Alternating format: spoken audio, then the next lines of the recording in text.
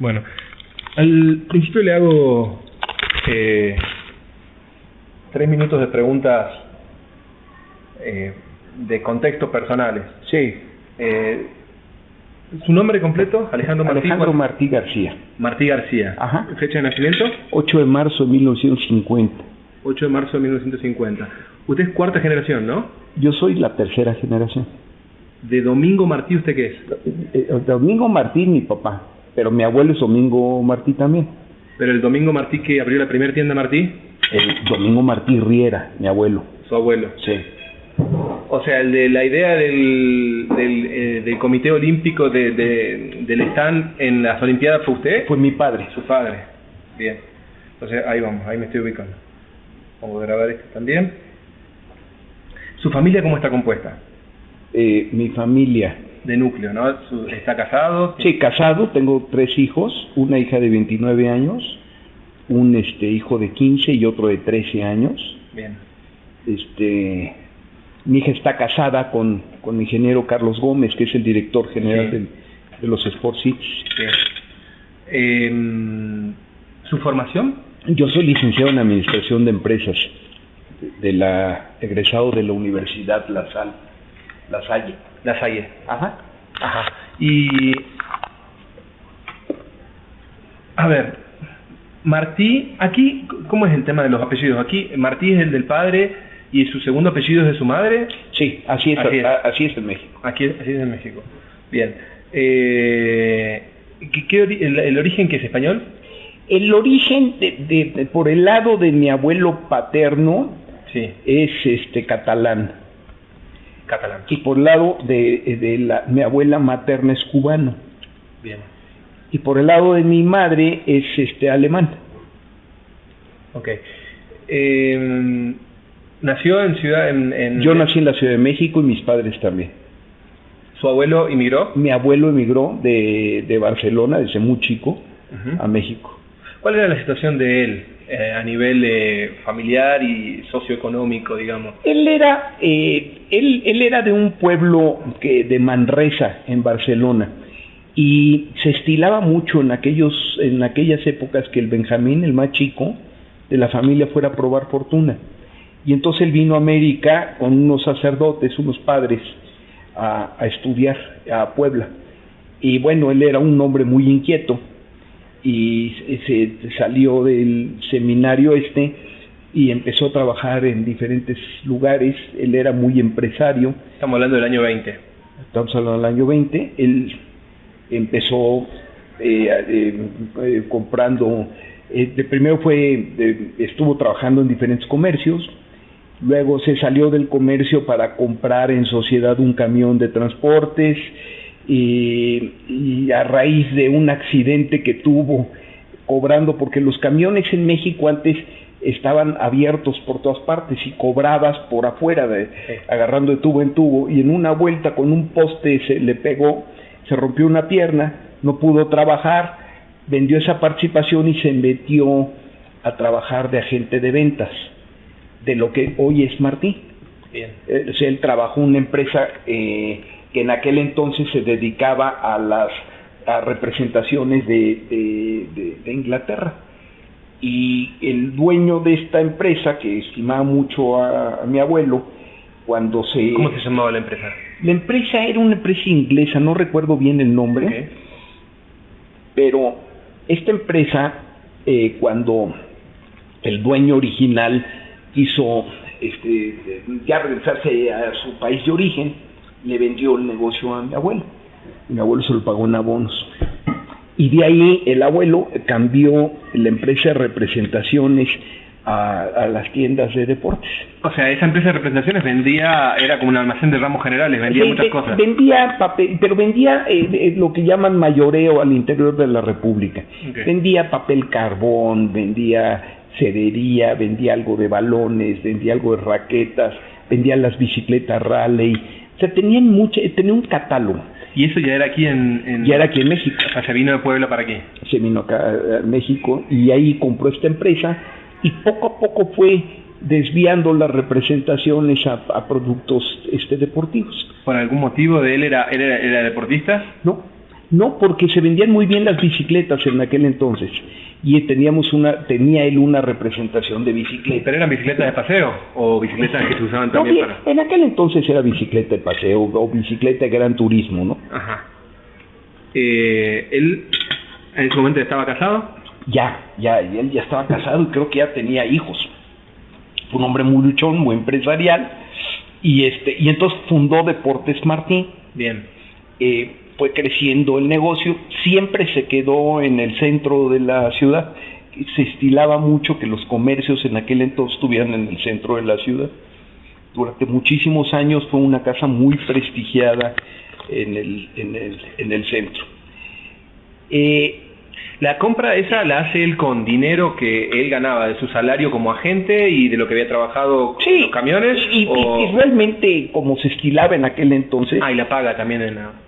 Pagó en abonos, creo que le dio el inglés 5 o 10 años para pagar. Bien. Y él fue pagando, y recordamos con mucho orgullo que el último documento tomó el barco para ir a pagárselo personalmente a su expatrón. A Inglaterra. A Inglaterra. Entonces, él apreciaba mucho a los ingleses. Incluso, ya en esa época, mi abuelo había mandado a mi padre estudiar a Inglaterra. Bien. A estudiar y a trabajar. Mi padre trabajaba para una empresa de raquetas de tenis, la raqueta Schlesinger. La empresa Schlesinger estuvo trabajando ahí mucho tiempo, hasta que regresó mi padre. Mi padre trabajó, él estudió comercio en Europa también. ¿En el caso de su padre era el primer hijo? ¿Era el mayor? Era el mayor de los hijos. Hubo 2 hijos, uno que es industrial y mi padre que es comerciante. Bien. Mi padre en aquel entonces trabajó en el Banco de Comercio mucho tiempo, y finalmente como a los 30 años o 28 se juntó con mi padre a trabajar en Deportes Martí. ¿Con tu abuelo? Con mi abuelo. Con su abuelo. Ahí estuvo trabajando un tiempo. Mi abuelo enfermó, tuvo un problema de falta de irrigación cerebro por una trombosis, y quedó paralítico, y entonces mi padre toma las riendas de... ¿Qué año más o menos? Esto yo creo que haber sido en 1940 y tantos. Bien. Ahí ya estuvo mi padre trabajando también, como se estilaba en aquel entonces, tener una tienda, un almacén en el centro. Se manejaba catálogo. Una sola tienda. Bien. Se manejaba mucho venta por catálogo. ¿Y ya era obviamente 100% deporte y con alguna inclinación por el tenis, por el tema de Schlesinger o...? Era muy fuerte en tenis, pero también muy muy fuerte en frontenis. Bien. En aquel entonces estaba de moda el frontenis, y entonces bueno, mi padre y mi abuelo tenían una marca de raquetas, se llama Swan, y la vendían a todas partes, mayoreo a toda la república. Se estilaba mucho el mayoreo, mucho. Esta es una tienda realmente... ¿Cómo era? ¿Swan? ¿Cómo se escribe? Como cisne. Sí. Bien. Y esta raqueta, bueno, fue para Martí el pilar de ventas durante muchísimos años. Como fue pasando el tiempo, bueno, fue ampliando sus líneas a una serie de productos bárbaros, ¿no? Hacer una tienda de deportes en general, ¿no? Yo leí en algún momento como un acierto de su padre algún tipo de acción comercial en los Juegos Olímpicos. ¿Cómo no? En 1968, bueno, desde luego por ahí de 1966, cuando ya México se sabía que venían los Juegos Olímpicos, nadie sabía cómo armar esto, porque en realidad el proveer al Comité Olímpico Mexicano de los productos especializados para una olimpiada, pues no es cosa fácil. Es decir, son varias disciplinas y muy especializadas. Yo me acuerdo que el Comité Olímpico empezó a solicitar la proveeduría. ¿Te acuerdas? Quiere decir que realmente te acuerdas, vos ya en ese momento estabas activamente para... Claro, sí, yo manejé la sucursal de Martí en la Villa Olímpica en aquel entonces. Bien. Y mi padre, que él era un gran conocedor de gimnasia, un gran conocedor de todo lo que es la parte de gimnasia y atletismo, le gustaba muchísimo. Gimnasia deportiva. Gimnasia deportiva. Claro. se dedicó a proveer. Él proveyó el 100% de los artículos de la Olimpiada. Barras paralelas, asimétricas, de todo. Trampolines. ¿Y eran productos que él ya comercializaba o en ese momento fue una oportunidad y él salió a buscar a todo el mundo para...? Él se fue a todo el mundo, a él le encantaba viajar. Y él se fue sobre todo a Europa y trajo todas las marcas olímpicas buenas para surtir. No se vendía antes, porque ni se conocía. Realmente en México, antes de la Olimpiada, bueno, pues era bastante precario los equipos y muy domésticos los que se hacían. Entonces él se trajo la marca Nissen, la marca Pitts, las grandes Janssen and Fritzen, todas las grandes marcas que se usan ahora en las Olimpiadas, las trajo mi padre en aquel entonces. Surtió, se dedicó 2 años de su vida a armar, buscar proveedores, a armar toda la cosa hasta la Olimpiada, ¿no? Y fue muy padre porque él se dedicó mucho a eso y yo me dediqué mucho a surtir a los atletas de ropa y de souvenirs y todo este tipo de cosas. ¿Los mexicanos, ¿no? O todos? Todos, porque como teníamos tienda en la Villa Olímpica, bueno, pues yo le vendí a Nadia Comaneci, le vendí sus zapatillas, a los grandes atletas les daba sus zapatos, les ponía sus shorts, etcétera. Tuve una gran oportunidad ahí de estar casi en la Villa Olímpica de tiempo completo. Y exclusivos. Bueno, estaba en aquel entonces, nosotros estábamos representando la marca, en aquel entonces era Tiger, Onitsuka Tiger, que ahora es la ASICS, y estaba Adidas con Canadá. Bien. Éramos los dos que surtíamos a los atletas olímpicos.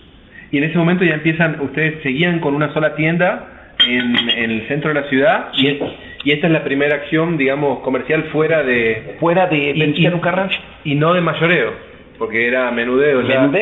Y de ahí, saliendo de la Olimpiada, abrimos la primera sucursal fuera del centro, en 1969, en Plaza Universidad.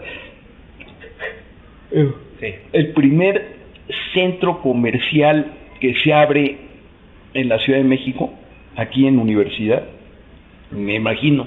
O sea, primer centro comercial tipo regional con una tienda departamental y 70 comercios, cine, se abre en 69 y ahí abrimos nuestra primera sucursal. Y de ahí empieza el desarrollo de Martí ya en centros comerciales, con una tienda un poco más. Yo me acuerdo que en aquel entonces las tiendas en Venustiano Carranza, tú pedías un producto y te lo bajaban del almacén y te lo ponían en el mostrador. En 1969 abrimos la primera tienda con todo a la mano. Claro. Digo, lo que ahora claro, no es ninguna noticia entrar a una tienda y que tú puedes agarrar todo. Pero en 1969 nuestros competidores decían que nos iban a robar todo, que íbamos a quebrar, o podíamos tener balones y todo a la vista. Pues lo hicimos colgando lanchas en el techo, etcétera. ¿Y eso fue una iniciativa de ustedes que vieron en algún otro lugar? Dijeron, esto es tendencia, en Estados Unidos se hace así, en Europa se hace así, y aquí va a llegar, ¿o fue algo que ustedes...? Yo creo que ya empezaba a haber muchos intentos y muchas tendencias ya había en el mundo muestras de lo que eran las tiendas cerradas de mostrador con las tiendas abiertas, sobre todo de comestibles. Y bueno, pues yo creo que fue una intuición en aquel entonces. Nosotros percibíamos que era muy importante hacer del artículo deportivo algo atractivo, tocable. Yo me acuerdo que en aquel entonces, si tú querías un traje de entrenamiento, un training suit, yo me acuerdo que teníamos una libreta, venía el cliente, le tomábamos medidas y las mandábamos a hacer al taller, y llegaba la prueba y luego ya le entregamos su traje de entrenamiento. Yo me acuerdo que en 1971 yo pedí los primeros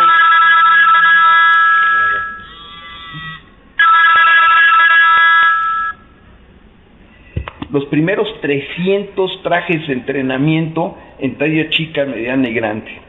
de un color con sus franjitas y todo esto, para tenerlos en exhibición y que el que quisiera se los probara y se los llevara. Y en ese momento me imagino que el deporte sería algo mucho menos masivo y que el grueso de los clientes de ustedes en las tiendas eran deportistas, no era gente común que hacía actividad física.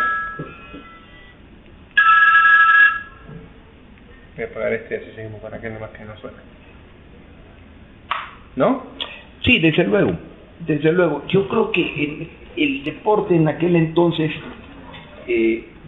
por ejemplo, no lo hacían tanto las mujeres.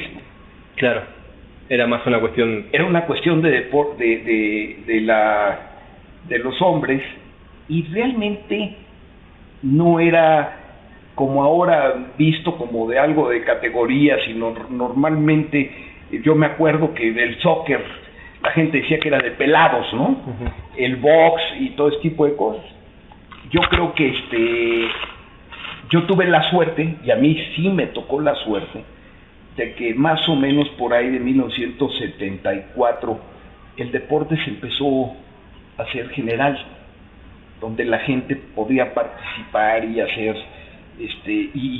a mí me tocó la ampliación del deporte, o sea, la moda del deporte, que por ahí empezó en 74, 75. ¿Por qué identifica ese año usted como año de quiebre en cuanto a la masificación del...? Porque yo ahí empecé a sentir en aquel entonces que la gente, que mucho más participantes, mucho más jugadores demandaban ropa deportiva para salir, para usar. Antes no se usaba, es decir, no se usaba salir en pants y chamarra, no se veía. Pero usted me está hablando de gente común y corriente, o sea, gente, deportistas no federados y que no competían, ¿o eran deportistas? No, deportistas no federados y que no competían, o sea, gente normal de la calle. Yo en 74 empecé a ver, sobre todo a raíz del tenis, de que muchísimas señoras empezaban a practicar mucho tenis, que la gente se empezaba a interesar, la familia, y se empezaba a abrir. Y eso yo ya lo sentía, lo percibía a partir de ese entonces, cuando empezamos a hacer artículos deportivos, ropa deportiva de talla universal, y a ponerle en los mostradores, y desde luego a venderse muchísimo. Entonces ahí empezamos a sentir que si nosotros organizábamos eventos deportivos, por ejemplo campeonatos de squash, campeonatos de tenis, todo lo que eran torneos, metíamos a señoras y al amateur, que era lo que nosotros nos hacíamos. Hasta la fecha lo seguimos haciendo. Nosotros tenemos una empresa organizadora de eventos deportivos, se llama Emoción Deportiva, y lo único que esta empresa se dedica no a hacer eventos de alto rendimiento, ni mucho menos, sino a hacer eventos deportivos donde la gente pueda, cualquier persona. Por ejemplo, hacemos una carrera de 5 kilómetros y una de 10, pero también hacemos una caminata de 10 kilómetros o de 3 kilómetros. Empezamos desde caminatas de señoras que en su vida han hecho deporte, se ponen su traje y las hacemos participar a caminar 3, 4, 5 kilómetros, les damos su medalla, etcétera. Porque nosotros a partir de ese entonces sentimos que era bien importante que la gente común y corriente empezara a hacer ejercicio. Por una cuestión de asegurarse demanda para los productos de Martí después. Por una posición de asegurarnos demanda el día de mañana, y desde luego por ampliar nuestra base de clientes. Nosotros sentíamos que el deporte no era nada más el cuate que se metía para competir, el profesional, el que vivía del deporte, sino que para nosotros lo más importante es que la señora de la casa, normal, común y corriente, y cualquier persona pudiera ponerse un par de zapatos y ponerse a correr, ¿no? Seguro. A lo largo de esta historia, tus hermanos, ¿cuántos me dijiste que tienes? Yo tengo 4 hermanos, 2 mujeres y 2 hombres. ¿Ellos nunca estuvieron involucrados en la gestión? Mi hermana Graciela sí. Mi hermana Graciela, ella estudió arquitectura, decoración, y ella nos hizo la tienda de Plaza Universidad en 1969. nos hizo la segunda sucursal, la de Insurgentes, nos hizo algunas tiendas. Ella se dedicó a diseñarnos algunas. Pero en la gestión directamente. No, la gestión ninguno de ellos. Ok. ¿Y en qué momento de la historia tomas las riendas? Sí, bueno, mi papá empezó a padecer de una alergia muy grande debido a una enfermedad artrítica que tuvo, y entonces a muy temprana edad él decidió irse a vivir a la costa, a nivel del mar, a Brownsville, Texas, porque le hacía mucho bien la altura, etcétera, y se fue poco a poco retirando del negocio conforme fue viendo que yo lo podía pilotear. Y así llegó un punto en el cual, bueno, pues él perdió mucho el interés del negocio. ¿Y a partir de qué año, digamos, estás 100% a cargo de la gestión? Yo creo que a partir de 1977. Bien. Hace muchos años. Sí. Muchos años. ¿Cómo, a grandes rasgos, cómo es la evolución en cuanto a cantidad de unidades? ¿Hoy tienen 103, puede ser? ¿101? No, ahorita somos como 113 ya. ¿13? Sí. ¿113? Sí. De la primera tienda esa del 69... 69 la primera sucursal, éramos dos. La segunda la abrimos en 71, que fue Insurgentes. La tercera fue en 73. Y luego nos fuimos más o menos una cada año y medio. Y luego empezamos a ser 2 al año. Y hoy, este año abrimos 9, ¿no? Y siempre con una visión federal, digamos. Sí, sí, nosotros definitivamente queremos ser siempre una empresa a nivel nacional. Ese es nuestro principal objetivo. Nosotros sentimos que la República Mexicana, a pesar de que tradicionalmente en economías latinoamericanas como México, Brasil, se centra mucho la economía en las capitales. En caso de México, yo estoy completamente convencido de que pues eso va a cambiar. La provincia está creciendo enormemente y yo creo que los mercados se van a mejorar en este momento. ¿Y las nuevas aperturas se fueron apalancando financieramente con capital propio de la empresa o hubo financiamiento privado bancario o privado? Al principio, cuando el crecimiento era lento, yo creo que el flujo salía. Después tuvimos que usar muchos recursos bancarios. Luego hicimos una colocación bursátil. ¿Hoy la empresa es pública? Es pública 100%. Bien. Hicimos una colocación bursátil que nos sirvió muchísimo porque era capital. ¿Las tiendas o el grupo? El grupo. O sea que los gimnasios también. Sí. Sí, es Grupo Martín, y tenemos Deportes Martín, Emoción Deportiva, los restaurantes, los City Cafés, Sport City y Sport City. Bien. ¿Entrena es una marca de Sport City, una submarca de Sport City o es otra marca de ustedes? Es una submarca de Sport City. Bien. Nosotros tenemos dividido los Sport Cities en Sport City Fitness Club, que es que es nuestro top, que es donde tenemos las cuotas más altas, el nivel de servicio más alto, la mayor calidad de instalaciones. Luego tenemos Los Entrena, que es un paso abajo. Pero Sport City entrena. Sport City entrena. Ese es un poco más abajo, con prestaciones un poco más limitadas, ¿no? Ok, a ver, un Sport City como montar un Sport City de estas características tiene un costo promedio de $1 millón más o menos. No, mucho más. ¿Mucho más? Sí, un club de este club mide 5.600 metros. Está bien, está bien. Sí, nuestros clubes miden de 5.000 para arriba, los fitness, y más o menos nos cuestan aproximadamente $5 millones y medio de dólares cada club grande. Luego los entrenas andan por el orden de los 3.500, 4.000 metros cuadrados y andan por $3.200.000. ¿El retorno a la inversión en cuánto tiempo más o menos? Depende. Mira, ahí es tan difícil sacar una regla. Hay clubes que son una bala. ¿Lo más rápido que hayan recuperado? Lo más rápido, ¿qué será? 24 meses. 24 meses. 6 meses. Una inversión de 5. Sí. Bien. No, estoy mintiendo. La verdad es que las tasas, cuando son muy buenas, son de 4 o 5 años. 4 o 5 años. Y hay clubes, como todo en la vida, que la riega uno, el lugar es malo, bueno, pues te vas a 10, 12 años, ¿verdad? 15 Bien. años. Y hoy, a nivel de ¿cuántas unidades tienen operando con todas las marcas, Woman? Acabamos de abrir el número 30. Acaban de abrir el número 30. El número 30.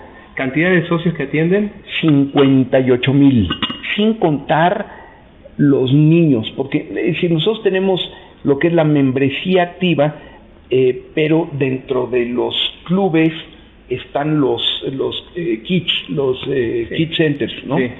Se llaman Kid City. Sí. En esos yo creo que tenemos como 10,000 o 12,000 niños. Bien. ¿Qué cantidad de gente emplean? Nosotros debemos andamos arriba de los 2,000 personas, como 800 entrenadores. Bien. ¿Cuál es la cuota, la mensualidad promedio, digamos? Dependiendo, pero yo creo que la promedio anda sobre 1,300 pesos. $130, más o menos. Sí. Bien. En cuanto a tipos de membresías que venden, de esos 58,000 clientes, ¿la mayoría compra mensualmente o compran planes anuales? ¿Compran Mensualmente? Sí. La mayoría paga. Sí. Muy poco anual y mucho mensual. Y mucho mensual. La cadena, los gimnasios, ¿cuánto están facturando anualmente? Bueno, nosotros facturamos más de $120 millones. ¿Con los gimnasios? Sí. Sí, la empresa en total yo creo que debe de... Eso es 2006. ¿Mandé? 2006. 2006. 300 y tantos millones de dólares factura la organización. O sea, un 33% bueno, viene de los gimnasios, sí. Más o menos.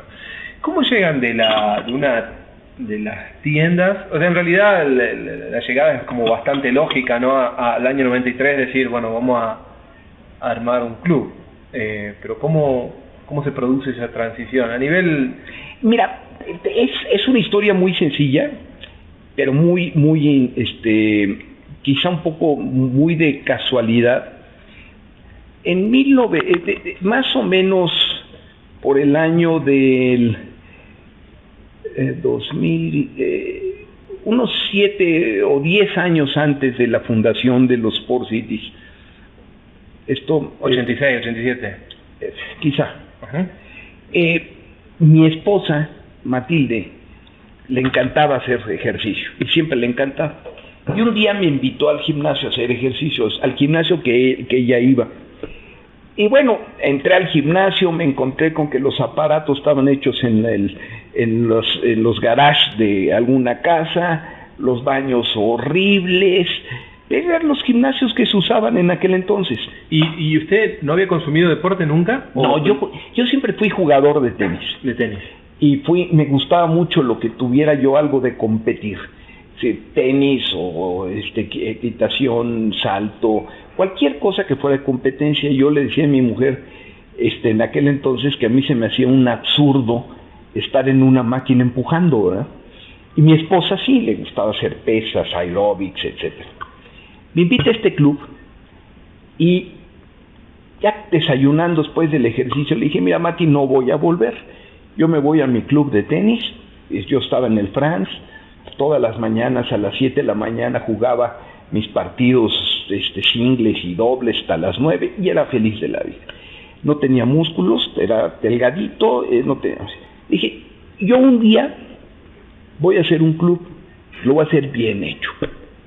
Entonces, en aquel entonces le encargué a una empresa americana que se llamaba International Financial Engineering, con un señor Luis Echeverría, que tenía en California. Le encargué que me hiciera un estudio de qué de cómo estaba el mercado del fitness en el mundo.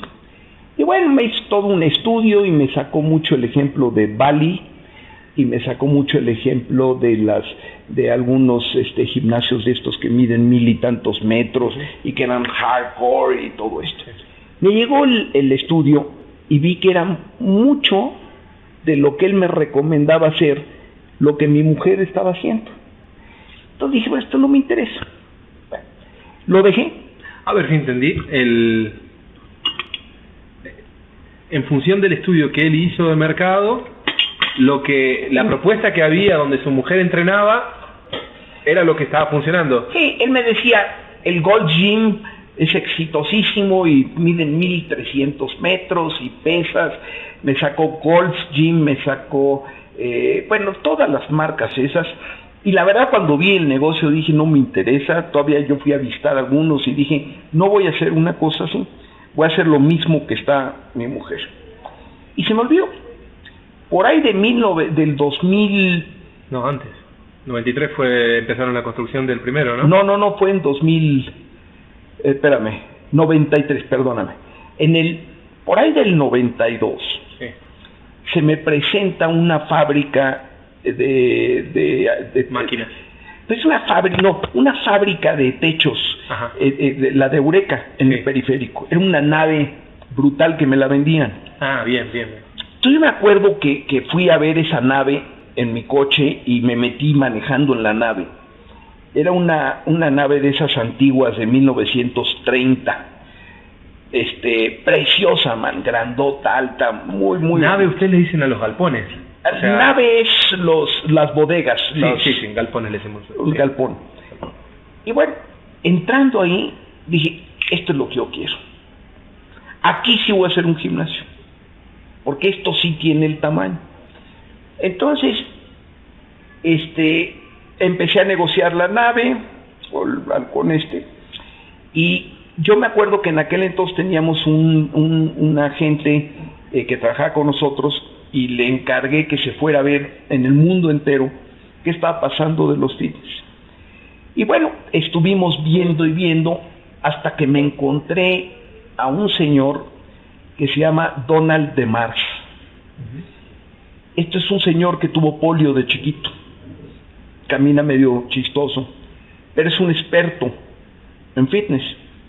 Y después de conocer a muchas gentes que me recomendaban el Bally's otra vez y el Golf y las franquicias y no sé qué, me encuentro a este señor que me acuerdo perfecto que lo invité a desayunar y cuando entra con polio, yo dije, ¿qué me va a recomendar este señor de fitness? ¿Era americano? Americano. ¿Cómo se escribe? Donald DeMars. D-E-M-A-R-S. Donald DeMars. Me siento con él y me dice, Alejandro, olvídate del hardcore business. ¿Cómo se llama? Gold's Gyms y World's Gym son hardcore business. Te venden, te empujan, precio, entras, el attrition, y me empezó a explicar. Y en ese entonces le dije, mira Donald, yo tengo una idea, yo quisiera hacer un club multidisciplina, que tenga no nada más pesas, sino que tenga alberca, por ejemplo la recomendación de IFE y la recomendación que me hacían todos, nunca metas albercas, porque te van a llenar de viejitos en terapia y eso se pierde el negocio. Y yo quería algo que fuera multidisciplinario. DeMars me dice, eso es lo que va a venir en el futuro. Yo coincido contigo.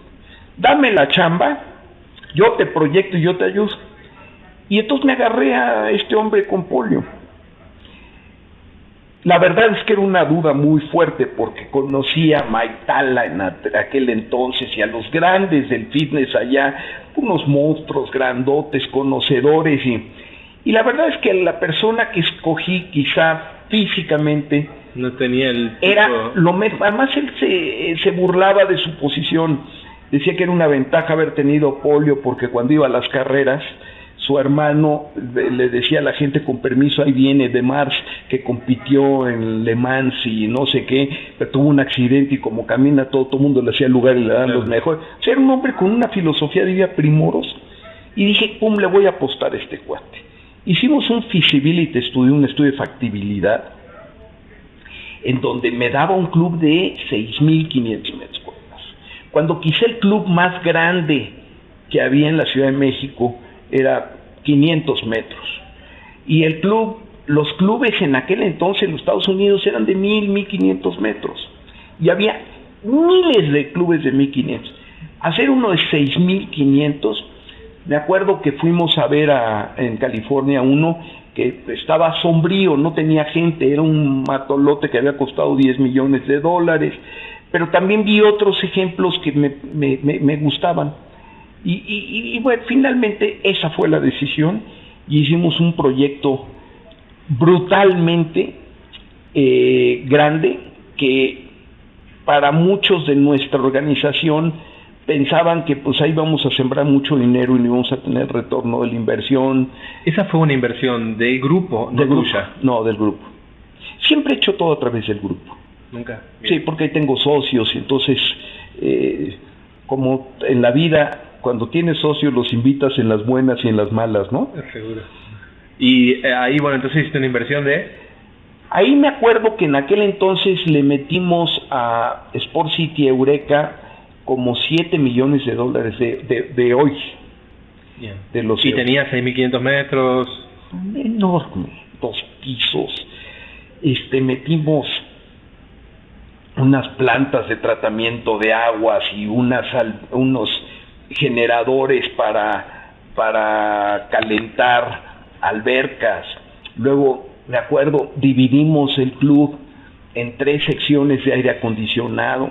La parte de ejercicio le metimos filtros para quitar las impurezas, porque estaba sobre el periférico, para quitar las partículas metálicas, muchas de las partículas gaseosas. Me costó una fortuna el sistema de aire acondicionado, era mi orgullo, etcétera. Y bueno, pues abrimos en el 2004. 94. Yo traigo el 94. Abrimos en febrero del 95. A ver, yo tengo 95, ¿eh? Sí, febrero. La construcción empieza en el 93 y se abre en el 95. El 95. Y bueno, fue un exitazo. Mira, yo no sé qué fue. ¿Y ahí ustedes salieron a venderlo a qué precio de mercado? Era muy caro en aquel entonces. La inscripción era carísima. La mensualidad era cara, pero como estábamos en el periférico y era un monstruo lo que se veía ahí. ¿El periférico qué es? Periférico es la avenida. Ajá. Que da la vuelta toda la ciudad. Y este lugar donde está el Sport City es el centroide de la ciudad. Es decir, la gente pasa y lo ve. O sea, la ubicación era muy buena. Una mejor ubicación. Y ahí compraste entonces, además de la inversión en el club, compraste la nave. Compré toda la tierra. Y vendí el 65% de la tierra a Costco, a Price. Sí. Y nos quedamos con el resto para hacer nuestro club. Price, me acuerdo, en ese entonces abrió y era el Price más exitoso del mundo. Entonces toda la gente que jalaba Price y Martín, la tienda Martín, entonces esa gente se asomaba y habíamos hecho una caseta de ventas con hoyitos para ver la obra y estábamos ahí escarbando. Y una maqueta primorosa del club con su alberca, esto, lo otro. Y logró llamar la atención. ¿De verdad cuánto vendieron en la preventa?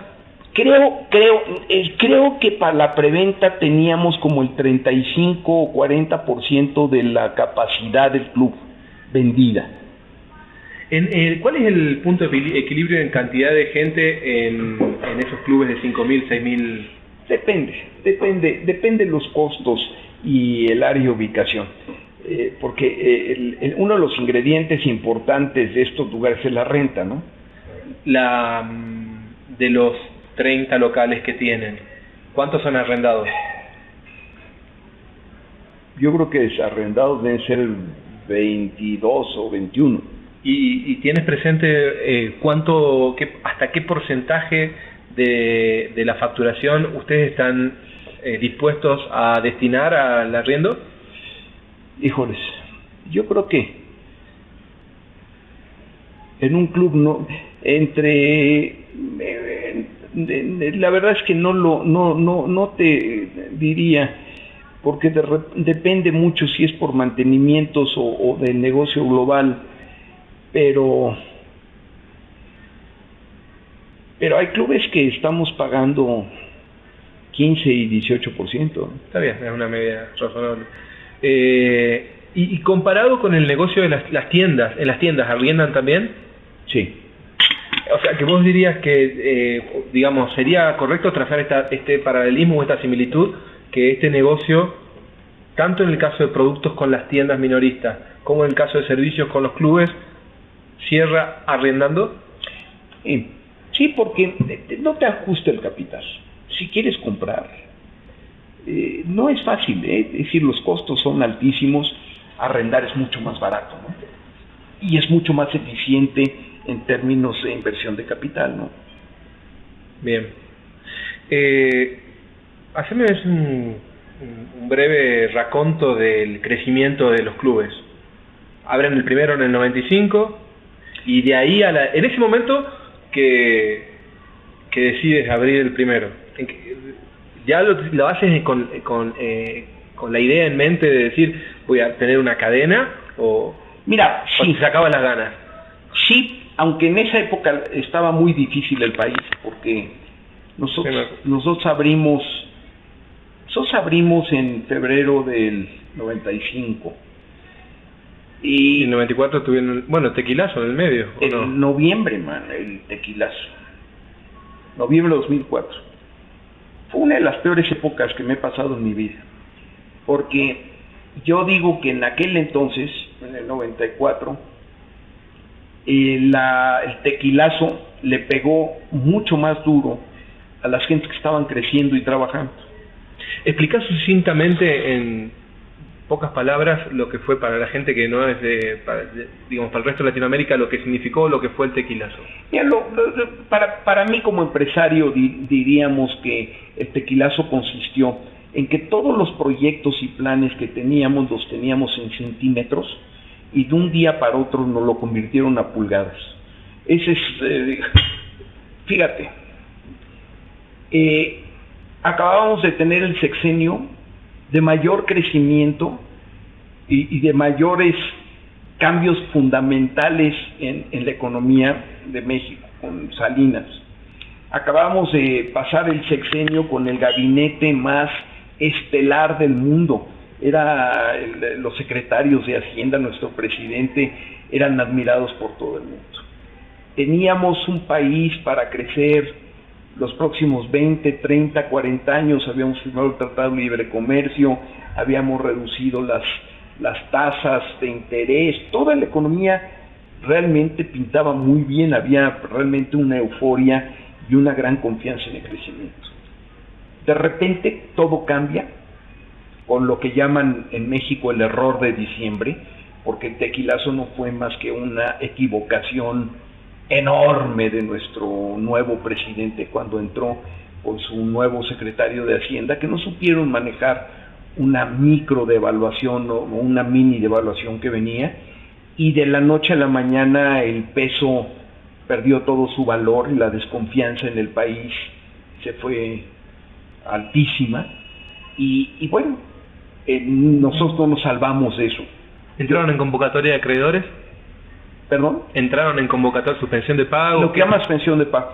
Yo me acuerdo que en ese entonces todo el mundo estaba muy nervioso, todos los créditos eran a corto plazo, y yo empecé en pláticas con los bancos, precisamente para pedirles más plazo. Los bancos en aquel entonces estaban muy desesperados, pero tenían una salida, el FOBAPROA.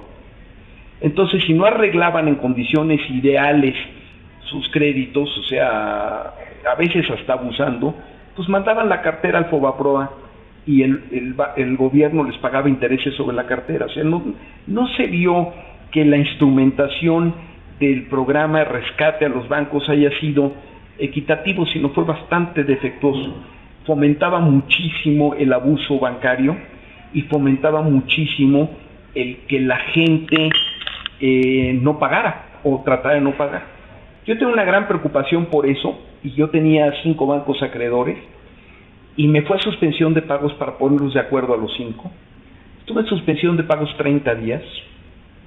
A los 30 días firmé un convenio a 5 años y bueno, les pagué los intereses retroactivamente y al tercer año ya había reestructurado y había pagado toda mi deuda.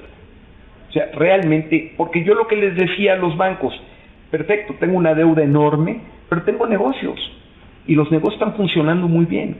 Sport City está funcionando muy bien, las tiendas Martí también. ¿Qué significó para ustedes, qué aporte hizo Sport City al grupo en ese momento? ¿O fue más un ancla o fue una ayuda para salir No, de...? Yo creo que para salir fue un ancla en ese entonces, porque aparte tenías la inversión o sea, es que tú una tienda la abres con $600,000 y ese club habíamos hecho, ¿me regalas un cafecito? ¿Quieres un café? Bueno, ¿Agua? Sí, un café, está bien. Cafecito. Gracias. En ese entonces, pues es como si hubiéramos abierto 12 o 14 tiendas de un jalón. Fue un ancla en los momentos instantáneos, en el día a día. Pero yo estaba completamente seguro de que en el mediano plazo iba a ser un gran apoyo a Martín. ¿Por qué? Marketing cruzado. Y no es lo mismo tener una tienda de deportes a tener una tienda de deportes y tener clubes en donde se practique ese mismo deporte. No es lo mismo tener una empresa de eventos deportivos que tener a los clientes que son los participantes de esos eventos deportivos. O sea, la mezcla de las tres patas del negocio junto con los restaurantes naturales, pues hombre, por ejemplo en los Sport Cities, ¿dónde está mi marketing cruzado en los restaurantes? El que necesita hacer pesas y que necesita alto grado de proteína, tengo dietas específicas de proteína, platos medidos con proteína. Los maratonistas que necesitan correr al día siguiente, tengo dietas especiales en carbohidratos. Antes de los maratones organizamos cenas en los clubes de carbohidratos. El que necesita adelgazar o perder peso, bueno, pues tenemos muchos programas con nuestros nutriólogos, los que están haciendo ejercicio, les damos la recomendación de comida acá. Eso es con restaurantes. Luego el marketing cruzado con las tiendas de zapatos, productos a probar, con Nike, Adidas, Reebok, para que prueben en los clubes. Y luego, bueno, la emoción deportiva de los eventos, todos los triatletas que tenemos equipos aquí de triatletas que los mandamos a toda la República, maratonistas. El propio club tiene un tráiler, va a las carreras, llegan los jugadores, los competidores, les guardamos su ropa, tienen su locker en la calle, ¿no? O sea, todo ese servicio que es perfectamente complementario se da con los 4 negocios, ¿no? O sea que ustedes siempre han pensado, digamos, cada una de esas unidades de negocios en función del grupo, de una manera más global. Por supuesto. Mira, nosotros antes de Sport City teníamos una empresa de juegos electrónicos, maquinitas. Las vendí porque no hacía sinergia con mi negocio. Yo quiero todo alrededor del negocio de salud y deporte y entretenimiento, porque esa es nuestra vocación. Nosotros somos una empresa de servicio con una alta vocación hacia el servicio y al entretenimiento y a la salud. Entonces todo tiene que ir correlacionado. Tenemos dentro de la división Sport City lo que llamamos el Corporate Wellness. Servicio a empresa. Que esa empresa lo que se dedica es a armar todo el esquema de salud en las grandes corporaciones, como por ejemplo HSBC, el banco, con Changara. Ahí les tenemos el gimnasio, se los operamos, les operamos la cafetería, les damos las dietas a la gente, les hacemos los programas de aeróbics, los programas de entrenamiento, lo hacemos para la modelo, para la cervecería, es decir, para las grandes corporativos, también les llevamos todo ¿Tienen Sheraton? ¿Tienen grupo modelo? Tenemos HSBC, tenemos, la verdad, ahorita no recuerdo, tenemos por ahí un club, deportivo muy importante. Tenemos varios. Los importantes, los simbólicos son Modelo y HSBC, ¿no? En tu experiencia como, entre comillas, vendedor de productos y vendedor de servicios, ¿cuáles son en el punto de venta, cuáles son las principales diferencias de cara al consumidor a la hora de vender productos y a la hora de vender servicios? ¿Qué es más fácil, qué es más difícil? ¿Por qué? Es que depende mucho. Mira, yo creo que cualquier cosa es difícil si no tienes la empresa no trae la filosofía de la pasión por excelencia y calidad. Yo me acuerdo, vender un producto malo en las tiendas es tan difícil. Y vender un gimnasio malo debe de ser dificilísimo. Yo creo que hasta ahorita, gracias a Dios, no hemos tenido el problema de venta. Claro, en este momento estamos nosotros con un negocio que es el negocio de moda en México, que es Sport City, y estamos manejando el negocio que tiene más de 60 años, que es Deportes Martín. Entonces, la comparación podría ser un poco difícil. Sin embargo, yo creo que los dos, mientras reúnan el grado de excelencia, de dedicación, de entusiasmo, de profesionalidad, profesionalismo, la verdad es que los dos los venden requete fácil, man. Bien. ¿Qué ha sido en la historia? Sobre todo me interesa por una cuestión de especialidad nuestra y enfoque del libro, ¿no? La historia de Sport City para aquí, las dificultades más grandes en cuanto a la gestación y crecimiento de la empresa. Mira, una de las grandes dificultades que yo creo que hemos tenido ha sido en donde nos hemos dedicado mucho es combatir el que las prácticas y las clases y los entrenamientos no sean homogéneos. En esto, tú lo sabes, hay mucho charlatanerismo.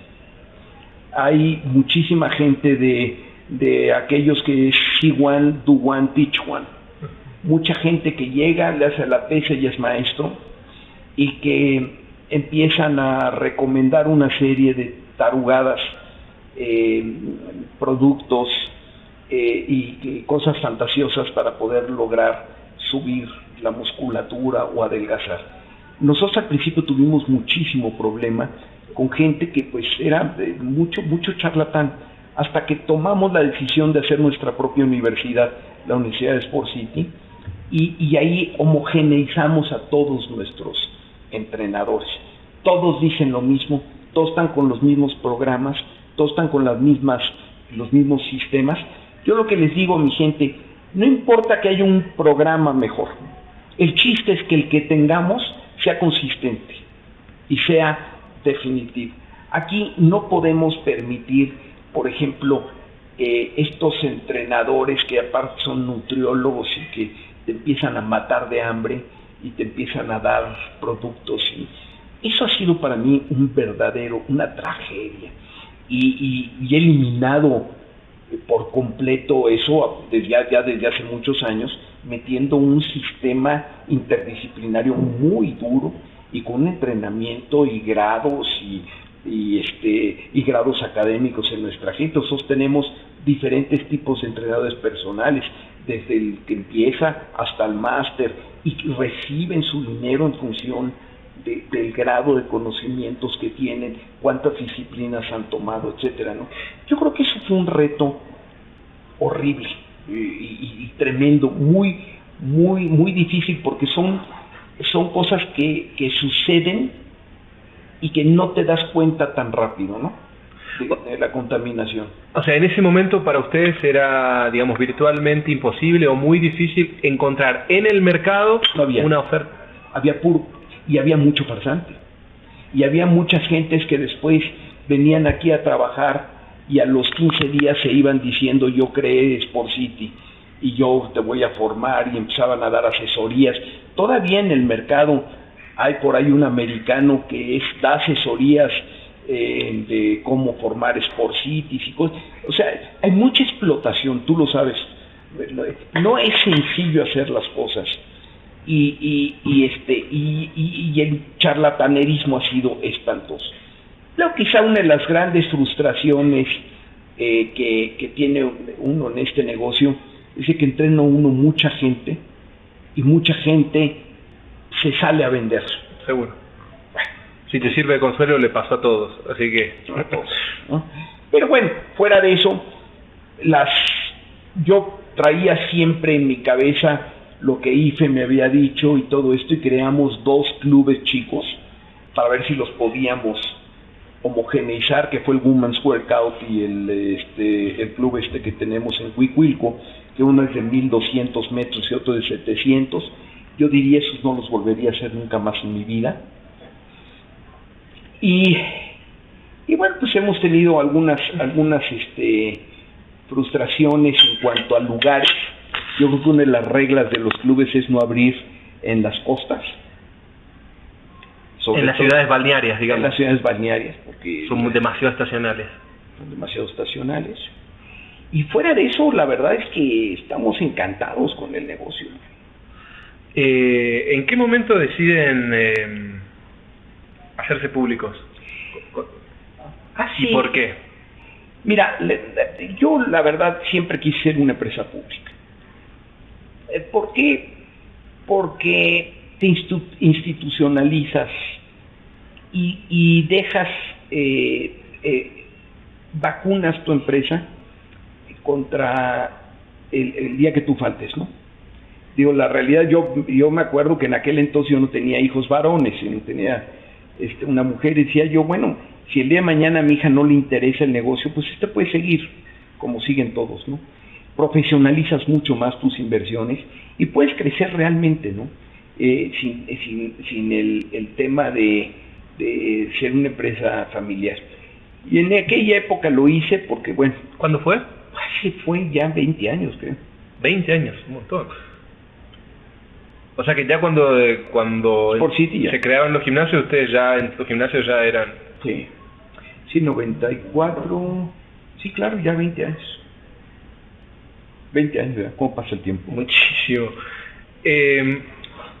Esas fueron... Recién me mencionaste las dificultades.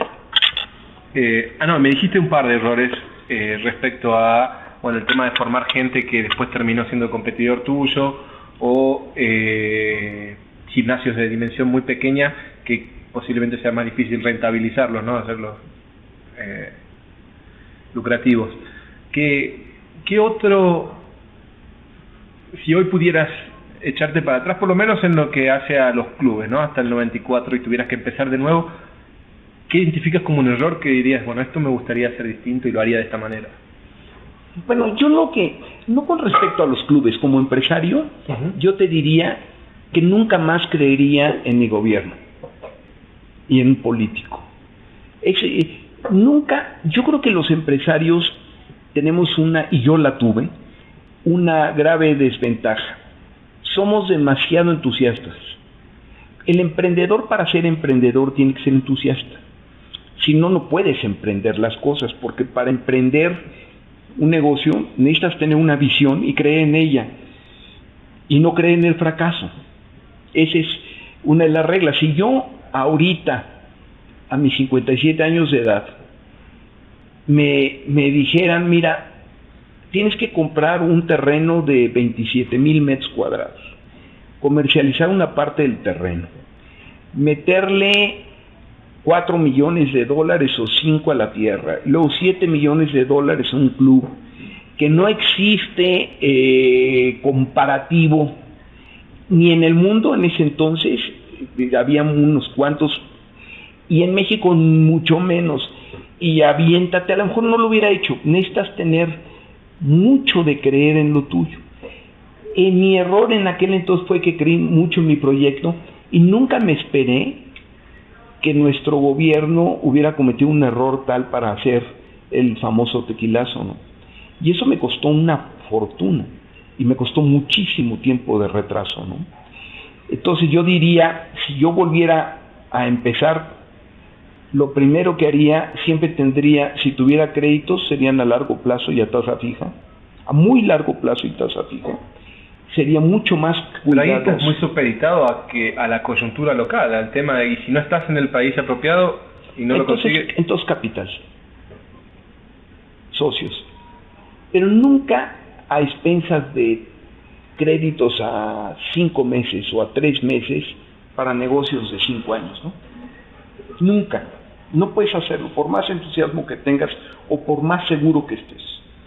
México y todos los países latinoamericanos adolecemos enormemente de una falta de profesionalismo por parte de nuestras autoridades, un gran nivel de corrupción, y me refiero no más a la corrupción de tomar el dinero, sino me refiero a la corrupción de mentir, a la corrupción de hacer cosas por otras, ¿me entiendes? Entonces, pues, yo creo que si me dijeras, si tú repitieras, ¿qué harías? Eso. Y seguiría igual entusiasta. Nada más buscaría que la parte financiera estuviera amarrada y a prueba de ineptos gobernantes, ¿no? Nada más y nada menos. En el otro extremo, ¿cuál crees que ha sido, en el caso de ustedes, el gran acierto que hoy los posiciona? Yo creo que el gran acierto es que nunca hemos escatimado en la inversión y en el tamaño y en la grandiosidad o importancia del negocio que estamos haciendo. Pero esa no escatimación fue poner el dedo y decir, sí, vamos para allá, o fue producto de, como en el primer caso, pedir un informe, hacer un estudio de factibilidad. No, siempre. O sea, yo creo que los no hay nada de amateurismo, digamos. O sea. No, yo creo que lo que nosotros siempre hemos hecho es estudiar mucho las cosas. No creemos mucho en los estudios de mercado propios, nosotros los hacemos. Lo que nosotros creemos mucho en estudiar las cosas y tratar de averiguar por dónde van las tendencias de los negocios y dentro de eso ubicar los valores de los mercados a los cuales nos estamos metiendo. Ya teniendo eso, yo creo que ¿Con valores a qué te refieres, perdón? Los tamaños de negocio que se puede llegar a hacer. O sea, ¿cuánto tengo que invertir, en cuánto recupero y cuánto puedo ganar? No. ¿A qué valor, el mercado al cual voy a atacar, cuánto puede valer? Okay. Es decir, nosotros abrimos Eureka y dijimos, nosotros tenemos que tener 4,000 clientes. Sí, eso, ahora, si el modelo funciona, ¿cuántas veces lo puedo replicar? ¿Y a qué tamaño de negocio puedo llegar? Porque, como te diría, hay mercados muy limitados. Si yo dijera, vamos a abrir un negocio de golf, yo creo que el negocio de golf está muy limitado en México porque abrir campos de golf no es fácil en México. Entonces el negocio puede ser chiquito. Digo, a lo mejor hay 7,000 golfistas, pero pasar de 7,000 golfistas a 300,000 está muy difícil. A eso me refiero. Yo creo que nosotros sí creíamos y sí hicimos una especie de tabulación de lo que nosotros pensábamos de cuántas gentes en nuestra ciudad podrían estar conscientes de que su salud era lo más importante. Y tomamos en cuenta, por ejemplo, el envejecimiento de la población. Cuando yo empecé eran puro niño, ahora se está volteando. Y los clubes de fitness, pues prácticamente su negocio está orientado no al muchacho a los viejitos en la pileta que los otros no querían. Y no tanto al viejito en la pileta, al viejito como yo, que quiere estar duro. Seniors, claro, más. Seniors. A un hombre de 50, 60, 65, hasta 70 años, y quizás hasta más, que quiere estar flexible, que quiere estar fuerte. Es decir, ¿qué tanta lealtad puedo obtener de un niño, de un muchacho de 24 años? Claro, mucho más volátiles, más estacionales en su consumo. consumo. Le hace 3 veces así, se le pone el músculo, o sea, ya no regresa, ¿no? Es decir, yo creo mucho más en el concepto de salud. y bienestar que en el concepto de Estética. músculo y fuerza, ¿no? Y entonces dije, bueno, ¿cuántas gentes tú puedes atacar y ver sobre ese concepto? Ofrecer algo que sea salud y bienestar. Y hoy, ¿cuál es el potencial? O sea, en cuanto a proyectos y planes por parte de ustedes, ¿qué potencialidad ven en México? O sea, al año 2010, ¿cuántos clubes creen que pueden llegar a tener o proyectan llegar a tener? Mira, bueno, de proyectar, es decir, vamos a rebasar los 50 clubes en el año 2010.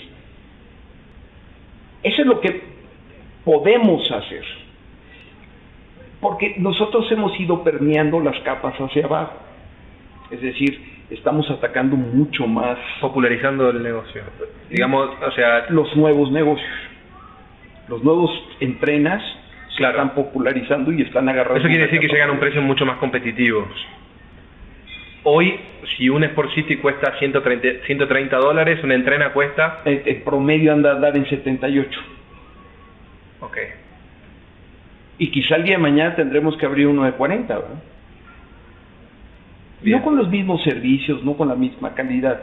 Yo creo que los Sport Cities Fitness, yo creo que están en las mejores colonias, con la mejor gente, y eso lo queremos conservar y respetar.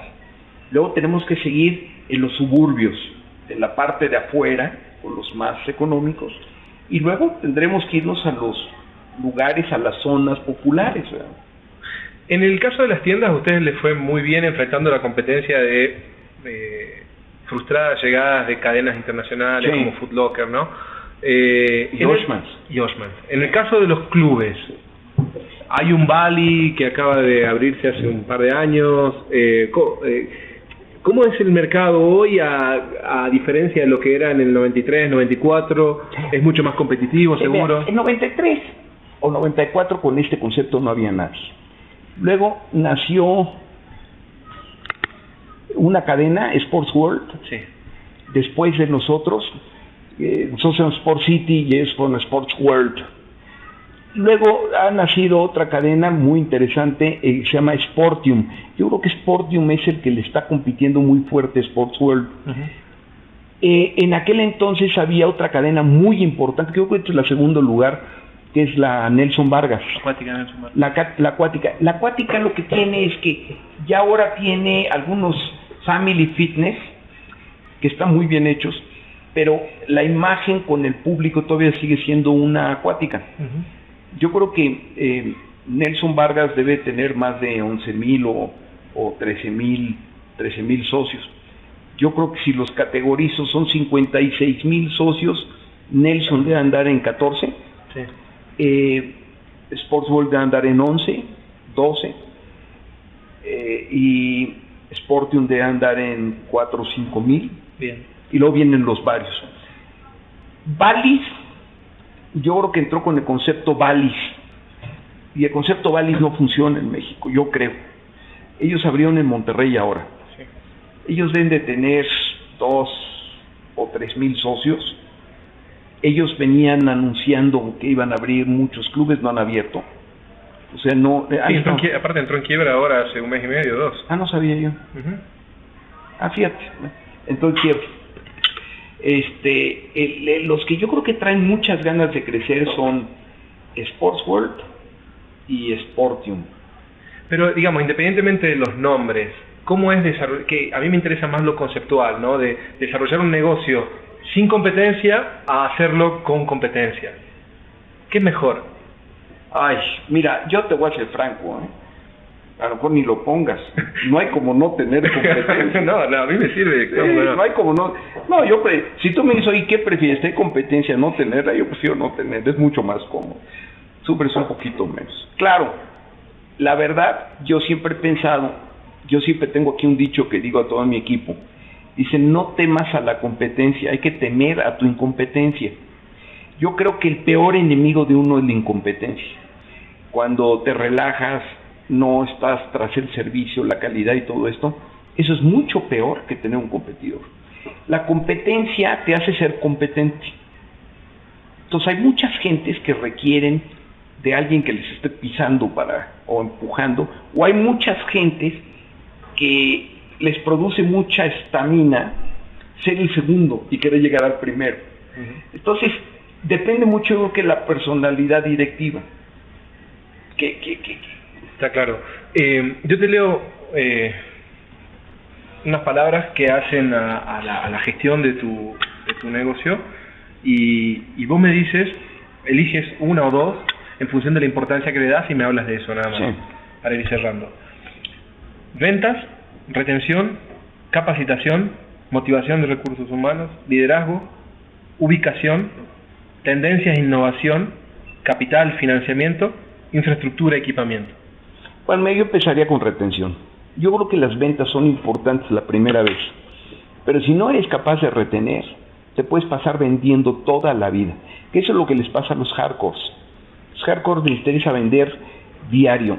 Yo creo que la retención es una chamba que tenemos que hacer el mundo entero en el negocio del fitness. Debemos de conservar a la clientela y eso tenemos que ir eliminando todos esos niveles de 18, 20 y 25% de attrition rate.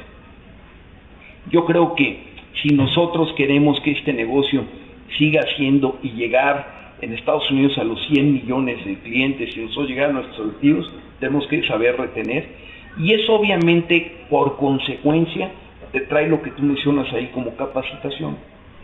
Yo creo que es un negocio de servicio, es un negocio tan importante o más delicado que la hotelería. Un hotel grande de 400 cuartos no puede tener arriba de 800 gentes a la vez. Nosotros recibimos 1,200 a 1,400 personas diarias en un club. Lavamos 2,800 a 3,000 toallas diarias por club. Eso hace que estemos por el orden de las 90 a 85,000 toallas diarias. Que estemos dando clases, pues hombre, de 7 a 8 de la mañana. En la pura clase de cycle, si nosotros tenemos promedio 35, 40 en un salón, lo tenemos que multiplicar por 30 veces. Eso hace que estamos atendiendo en ese preciso momento 1,200 gentes con 30 entrenadores diferentes, que tienen que tener calidad de música, calidad de audición, buen sistema para evitar los olores, para que eso esté climatizado, que todos los señores de aeróbic den un mismo sistema de esa clase de aeróbic bien dada, aunque el espíritu del entrenador sea el mejor, o otros sean más técnicos, otros sean más emotivos, pero que todos digan, para no lastimarte tu rodilla tienes que tener los talones abajo. Esté corrigiendo a la gente las posturas, porque en el momento que no tengamos ese entrenamiento, esa capacitación fuerte, vamos a tener una persona de cycle que se amuela la rodilla, que va al médico, le dice párate tantito, se para, al mes ya no regresa, perdimos un cliente y ese es attrition, ¿no? Entonces va mucho más ligado, prácticamente yo creo que una va completamente ligada. Retención y capacitación. Sí. Esas serían las dos variables que vos privilegias. Yo creo que sí, para mí es mi chamba de todos los días. Yo lo que creo es que si nosotros no tenemos a nuestra gente bien, no podemos tener un negocio. Yo tengo un lema aquí. Imagínate, yo le digo a mi gente, imagínate una casa de bolsa. ¿Qué es una casa de bolsa? ¿Es un edificio con computadoras o es un conjunto de seres humanos operando la bolsa? Porque a mí el edificio y las computadoras no me sirven tanto. Si tú tienes ese edificio con computadoras y conmigo, va a quebrar esa casa de bolsa. Necesitas gente capacitada y entrenada.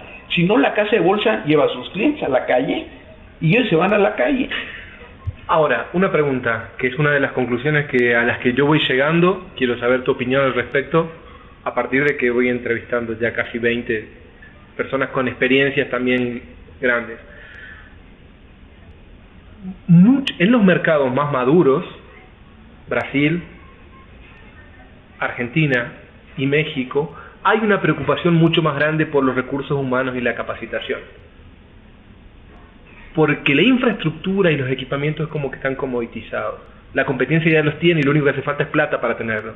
Ahora, mi pregunta es, cuando empezaste en el 95 y nadie tenía esa infraestructura, ni ese nivel de equipamiento, la relación de importancia entre la calidad de los recursos humanos y la calidad de la infraestructura del hardware que vos ibas a ofrecer, ¿es la misma que hoy o en ese momento era más importante? Sí, en esa época era mucho más importante para nosotros el concepto de negocio, que el modelo funcionara bien, porque los equipos era un commodity, seguía siendo un commodity. El asesor Donald de Mars me llevó a una feria y me dijo, mira, esta es muy buena marca, se resolvió. Pero ¿cómo escogí los equipos? Porque tenía un excelente cuate de training. Tenía un cuate, mi jefe deportivo aquel entonces, entendía perfecto. Me dijo, no, mire, no lo traiga porque la ergonometría de los equipos es para gigantes gringos. Los mexicanos somos chiquitos, etcétera. Entonces, yo creo que para mí era en ese entonces el concepto. Y entrenar la gente, empecé con 20, 30 gentes. Pero esas 30 gentes, de ahí sigo teniendo a mi jefa de aeróbics, de ahí sigo teniendo a mi jefe deportivo, de ahí sigo teniendo a mis jefes de alberca. De esas 30 gentes, hoy son los jefes de los 2000, que hoy estoy teniendo, con algunas gentes que he ido agregando. Bueno, hoy ustedes no emplean a nadie que no haya salido de la universidad de ustedes. Sí, no. No emplean. Tienes que pasar por ahí, seas el máster. Pero y en la Sport City University se hacen carreras de especialización, sí, para el que ya tiene una carrera de grado, sí, o puedo yo salir de mi escuela secundaria. No. No. Lo que sí tenemos, por ejemplo, que sí se ha dado, clientes muy buenos que se han ido a la universidad de Sport City y luego han regresado a dar clases. ¿Cuánto tiempo hace falta para obtener algún título en la universidad? Mira, mínimo? Si vienes de la escuela, por ejemplo, si vienes de las dependencias de gobierno como CONADE y todo eso, yo creo que en 6 meses, según si es personal trainer, es un curso de 3 meses, si es pilates quizás 6. Porque, pero ya tienen cierta formación en la actividad física previa.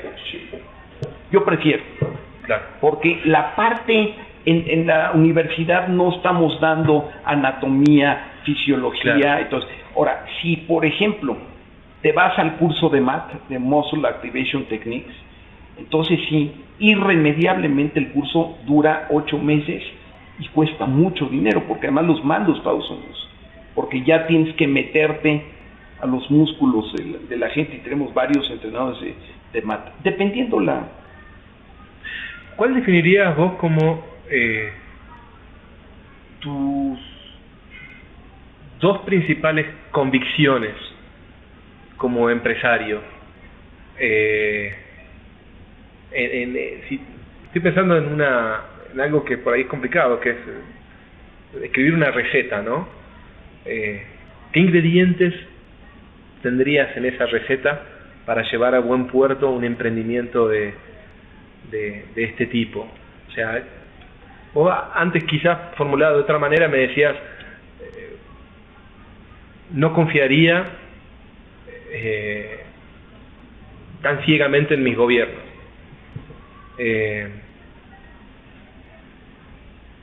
¿Qué otra convicción fuerte tienes hoy que es rectora en tu accionar? Mira, yo sí creo que tienes que ser congruente con tus ideas y tratar de realizar en la vida diaria una gran congruencia con lo que tú decidiste que se haga y con lo que tú estás actuando. Si tú quieres un club de excelencia, y así lo pensamos, todos los días operamos en congruencia y no escatimamos en esfuerzo, en entrenamiento, en calidad de los productos, en el aire, en el mantenimiento, en la limpieza. Es decir, yo creo que los empresarios fallamos cuando dejamos de ser congruentes. Queremos un negocio de excelencia y en una temporada no hay flujo por crecimiento y entonces dejamos de hacer mantenimiento. Eso es incongruente. Si nosotros decidimos que tenemos que tener un negocio de excelencia y no hay dinero en este momento para mantenimiento, hay que conseguir el dinero, pero no hay que dejar de hacer el mantenimiento. ¿Y en qué fallan estos negocios? En que el crecimiento te hace tener problemas de liquidez y empiezas a dejar de dar y los negocios van para abajo. Entonces tú tienes que actuar en consecuencia, tener personal de calidad, equipos de calidad, atmósfera de calidad, o sea, que todos los días de tu vida operes congruentemente con la idea o el modelo de negocio. Ese no debe fallar. Y la chamba de los empresarios y los líderes es precisamente hacer que todos los días se alcance el mismo objetivo para lo cual ese negocio fue planeado. Si a lo mejor yo decidiera que este negocio hubiera sido popular, no hay toallas, no hay servicio, no hay esto, pero es un precio baratísimo, el mejor del mundo, actuar en esa congruencia. Es otro negocio distinto. Las últimas tienen que ver con el mercado. ¿Cuál es la evaluación que haces del estado actual de la industria de gimnasios y clubes deportivos en México? Ya hemos trazado una especie de paralelismo o comparación con lo que sucedía, ¿no?, a principios, en la primera parte de los 90, pero hoy, ¿cómo la ves? Bueno, yo creo que está mucho más, a diferencia de cuando empezamos, yo creo que ya hay más cadenas, que eso es muy bueno. Yo creo que cuando yo empecé eran puros negocios independientes. Yo creo que ahora el negocio independiente no está funcionando. Yo creo que poco a poco se está apagando.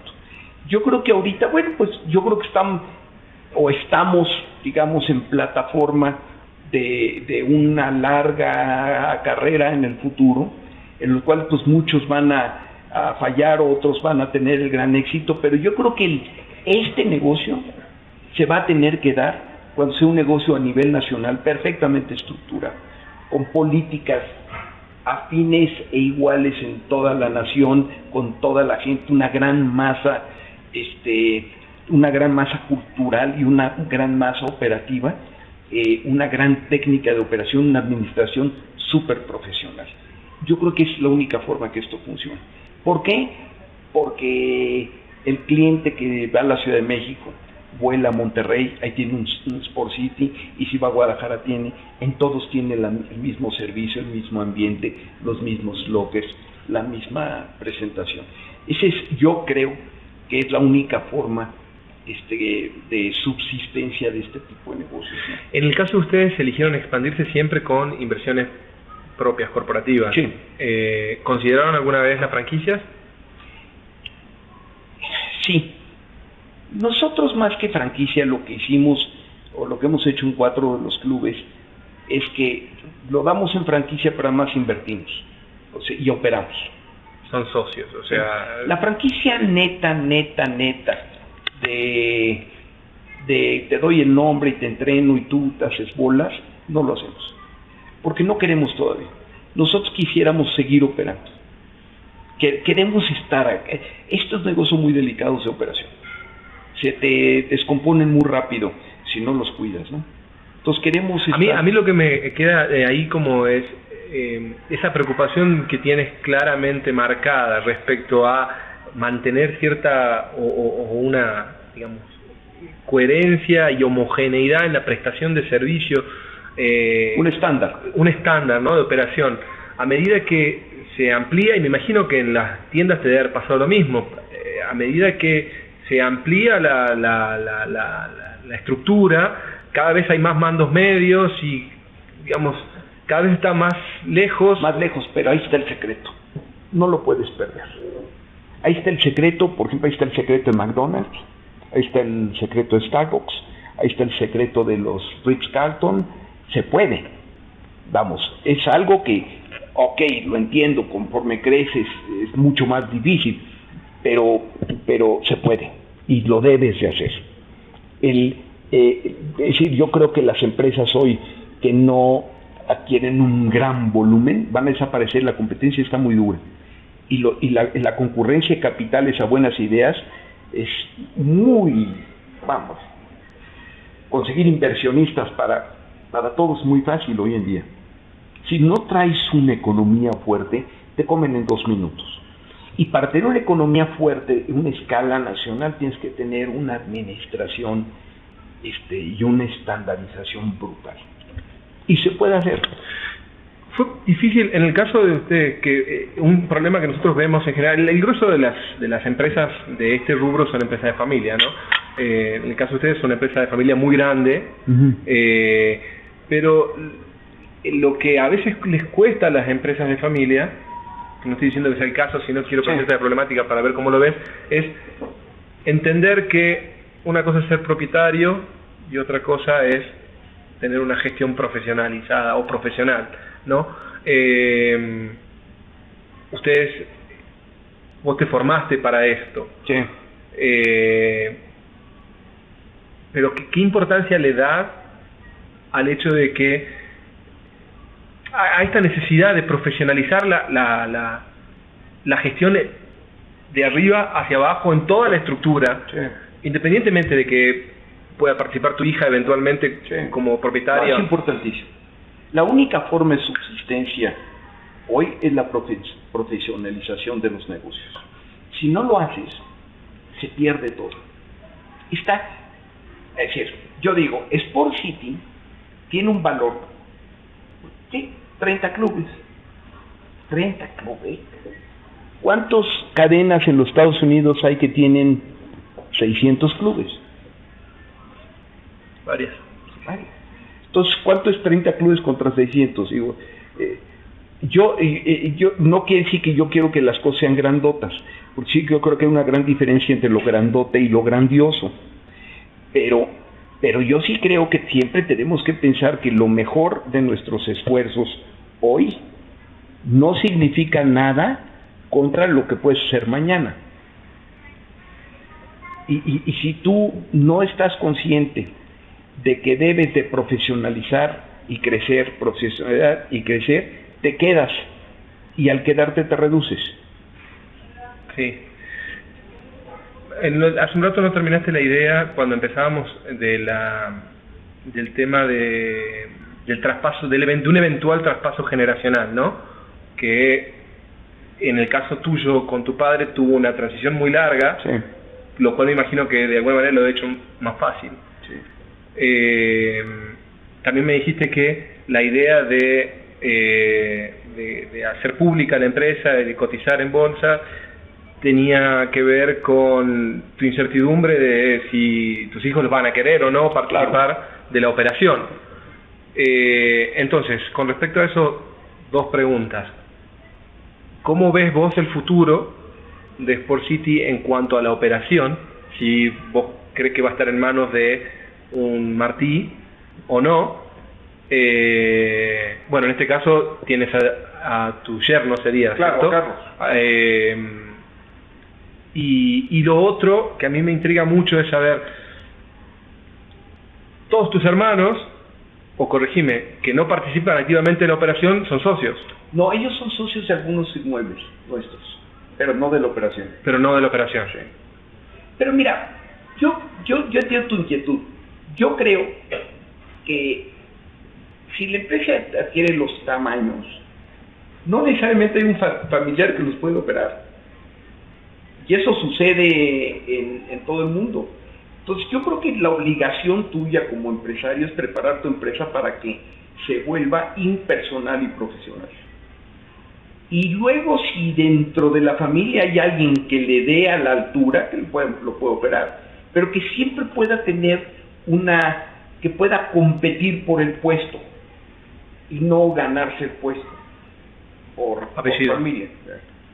Yo creo que eso es lo más importante, porque entonces así garantizas la subsistencia de tu empresa, ¿no? Y habiendo pasado estos años, en el caso de ustedes, ¿tienes más claro el panorama de si alguno de tus hijos van a...? La verdad no. No, uno tiene 15 y otro 13. Todos les fascina el negocio. Pero tienes una mayor, ¿cierto? Sí, bueno, mi hija no. Mi hija... Ya ahí... A ella le encanta la literatura, la psicología, todas las cosas más plásticas que reales, ¿no? Pero bueno, pues es una gran consejera, ¿no? Porque todas estas personas que aprenden mucho de psicología y de filosofía. Otra apertura mental. Entienden muy bien las cosas, son muy analíticas, buenas consejeras. Lo último, un sueño tuyo, una visión, pero no la visión de la empresa, tu visión, o sea, digamos, habiendo transcurrido tantos años, ¿no? Con las tiendas, con los clubes, con Emoción Deportiva, con la universidad, y con todos los logros que han acumulado, ¿con qué sueñas respecto a tu vida cuando te vas a dormir? O sea, mi pregunta es, a ver, la voy a reformular y para terminar con eso. Un día tipo tuyo, ¿cómo es? Un día tipo mío. Me levanto a las 7, me levanto a las 6. ¿O antes de las 6? Cuarto para las 6. Tengo por costumbre sentarme en el baño de tu casa. Tenemos 2 sillones donde se sienta mi esposa, que es mi compañera desde hace 40 años, y yo. Y me pongo a leer el periódico. Irremediablemente, ella se levanta un poco antes, yo me cambio, nos sentamos a ver el periódico, a tomar el café y conversamos las noticias. Ella me dice, yo le digo, mientras los hijos pasan a despedirse. Es como el punto de reunión antes de las 7 de la mañana en que todo el mundo ya se va a sus cosas. Entonces a las 7 en punto salimos y venimos a ejercicio, mi mujer y yo. Termino a las 9, 9:15. Esta es tu base de operaciones. Esta es mi base. ¿Que este club fue el número? 2. Me baño, me echo mi vapor con mis amigos, desayuno aquí donde estamos, y bueno, de aquí ya empiezo. Realmente mi vida es de juntas. A las 10:15 viene, a lo mejor es una junta de compras, los compradores, a veces con los contadores, a veces con las gentes del club, los reportes. Realmente mi vida es sentarme con mi equipo a ver los reportes de cómo vamos, ayudarles, empujar esto, empujar el otro. Prácticamente yo digo que me he vuelto, durante todo el día, me he vuelto una especie como de observador de los avances a los objetivos y quizá apoyador a los que van abajo para empujar a que lleguen a los suyos. Pero digamos que operativamente no tienes nada a tu cargo, estás en la estrategia, más vale. La estrategia y la consecución de los objetivos, las estrategias. Porque está la venta aquí baja, que le falta esto, revisar, voy mucho a las tiendas, voy mucho a los clubes, veo que las cosas van mal, hablo a la división, veo por qué, les empujo. Es todo el día. Todo mi día es eso. ¿Y te resultó difícil delegar? No. Me encanta delegar. Me encanta, porque yo ya... Pero sos de los que delegan y está encima controlando y... sí. No, yo veo todos los reportes de todo y tengo los números del negocio, de los objetivos, todo en la cabeza, y veo los balances, los reportes, me meto a la computadora, veo las rotaciones, los márgenes, todos los días. Y los entiendo bien, y cuando algo está fallando, inmediatamente le hablo a la persona. ¿Qué te está pasando? ¿Por qué está sucediendo esto? Veo si la causa es exógena, no tengo mucho que hacer. Si es endógena, automáticamente empiezo a mover los hilos para que se corrija. Esa es mi chamba, ¿no? Y entonces con ese día te queda tiempo, digamos, fuera de esa hora al principio, a las 6 de la mañana, pero dedicas... A las 2:30 de la tarde, o como con mi familia, o tengo alguna comida con algunos amigos de negocios. Regreso en la tarde, reviso la consecución del día, me reporto a lo mejor a 10, 12, 15 llamadas telefónicas, y 2 veces a la semana pinto. ¿Pintas? Sí, pinto. Bueno, de ahí sale tu hija, entonces, sí, el tema claro, del arte, claro. Entonces pinto mucho, preparo una exposición, una presentación, me dedico a eso.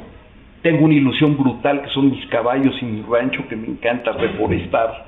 Estoy ahorita reforestando una zona muy importante con pinos y árboles de todo tipo, estoy haciendo bordos. Eso es una ilusión que tengo ahorita, donde voy a hacer el día de mañana, yo ahorita lo tengo muy aquí en la cabeza, voy a hacer un hotel en ese lugar donde va a ser un wellness center, donde tipo Miraval en Estados Unidos, pero un poquito más orientada a la práctica del deporte y no a la cosa del espíritu y la parte holística, ¿no? Pero sí tener un gran spa, pero sí tener los lugares para entrenar, por ejemplo, de atletas, maratonistas, corredores, la cosa de alimentación, hacer la sucursal de City Café, pero no como restaurante, sino como restaurante escuela, para las señoras que aprendan a cocinar en su casa, cosas dietéticas sabrosas, y que sea también la parte escuela para nuestra gente, ¿no? ¿Hoy todos los Sport City tienen un City Café? Casi todos, yo creo que el 85%. Bien, entonces, y recapitulemos unidades de negocio, moción deportiva para la organización de eventos deportivos, fundamentalmente apuntado a no deportistas, sino a amateurs, digamos, claro. La universidad, los clubes, las tiendas y los cafés. Y los cafés. Y los corporate wellness. Corporate wellness. Bien. Y entonces tu sueño eventualmente es poder... Fíjate que a lo mejor, y ahorita es terminar de wellness center y usarlo mucho. ¿Vos? Sí, claro, estar ahí mucho, que es mi rancho. ¿Pero se está construyendo algo ya o es algo que tienes en... Bueno, ya compré casi 220 hectáreas y he estado reforestando y lo he estado arreglando, lo he estado dejando precioso y pues eventualmente haré el hotel. Ahorita tengo ese cerro enorme con planicies y todo, lo estoy dejando muy bonito y tarde o temprano lo voy a hacer y a lo mejor ahí me voy a vivir o una cosa de estas. Bueno, te agradezco mucho el tiempo. Gracias, ha sido muy amable. No, encantado la vida.